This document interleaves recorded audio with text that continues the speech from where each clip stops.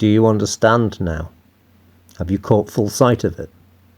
The dynamic of two diverging groups of human beings.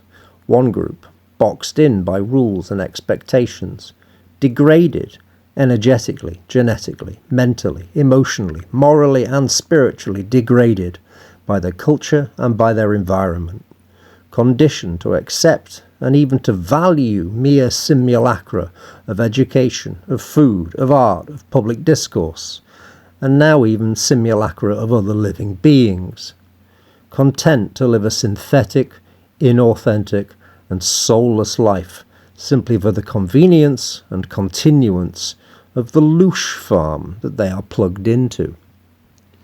And then, on the other side of the dynamic, there's those groups of humans who are determined to retain their authenticity, their humanity, their soul, increasingly aware of the encroachment of a distinctly non-human system of control, but using the strengths of their humanity to game the system and stay ahead of it, sabotage it, water the seeds of its own self-destruction.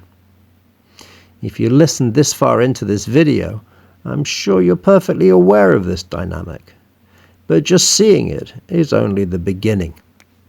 If we don't want to go down with that doomed element of society, we have to unplug from it. But unlike Neo in the Matrix, it's not just a one-and-done action. All those cables and pipes don't just all pop out the moment we supposedly awake.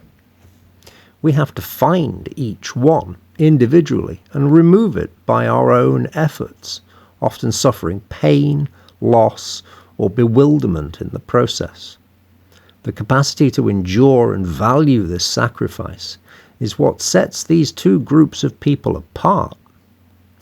Just about everybody would opt for an authentic and spiritually fulfilling life, if only it cost nothing to achieve. But the truth is, it takes work. That's why some people call it the great work. More than just work, it's a fight, as the psychopathic control grid works overtime to draw the newly awakened back inside, or worse still, provide false awakening experiences to hijack the seeker from the outset. Those of us who have been watching for a while know that the supranational three-letter agencies invented the term COINTELPRO precisely to describe such ventures. It's a war on many simultaneous fronts, and each front that we individually choose to ignore represents a vulnerability for us, a path through which we can be reintegrated into the grid, be it through food, medicine, education, entertainment, you name it. Like Gandalf stood on the broken bridge of Hazad-dûm, we learn that evil can still bring us down in the midst of its own defeat, and we must take account of all of its weapons if we are to truly be free of it. Speaking of magical weapons, it's vital that we understand that mere disagreement, opposition, and non-engagement with this evil is not enough to remove it from our lives. As many students of Neville Goddard will attest to, simply repeating the mantra, "I will not climb a ladder," frequently manifests the experience of indeed climbing a ladder. The principles of nature abhors a vacuum runs true in the magical world as it does in the physical, and so wishing and aiming for not X will frequently bring more X into our lives. The real magic comes when we leave X behind and wish and aim exclusively for Y instead.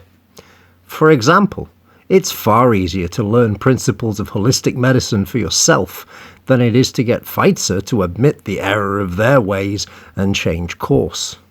It's far easier to grow your own food than it is to convince Kraft to remove all the nasty chemicals from their whole product range.